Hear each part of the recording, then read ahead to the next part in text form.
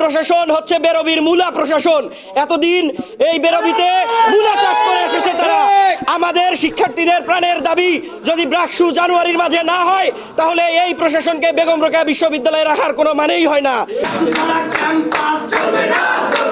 সব বিভিন্ন তাল বাহানা থেকে তারা ব্রাকসুকে রুখে দেওয়ার চেষ্টা করতেছে। আমাদের দাবি স্পষ্ট, এই জুলাই গণ অভ্যুত্থান ঘটাতে পেরেছে জন্যই আজকে তারা এই চেয়ারে। তারা যদি মনে করে এই চেয়ারে বসে শিক্ষার্থীদের ম্যান্ডেট নিয়ে কাজ না করে কোনো দল বা গোষ্ঠীর পারপাস সাফ করে, তারা এখন ধোঁয়াশার মধ্যে আছে। আমরা যেমন এই জুলাই গণ অভ্যুত্থান ঘটিয়ে তাদেরকে চেয়ারে বসাতে পেরেছি, তারা যদি শিক্ষার্থীদের অধিকার নিয়ে কাজ না করে, তারা যদি বেগম রোকেয়া বিশ্ববিদ্যালয় ব্রাকসুকে রুখে দেওয়ার ষড়যন্ত্র করে, তাহলে আমরা তাদেরকে এই চেয়ার থেকে না আমাদের কোনো বিদ্যুৎ।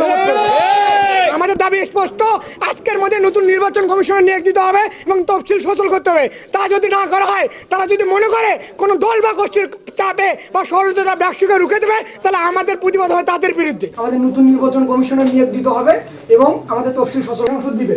কিন্তু আপনারা যদি মনে করে থাকেন এই বেগম রোকেয়া বিশ্ববিদ্যালয় কেন খুঁজবো স্যার এই পদত্যাগ পত্রটা? নির্বাহী একজন পরিচালক, আপনার সর্বোচ্চ পাওয়ার আছে এখানে।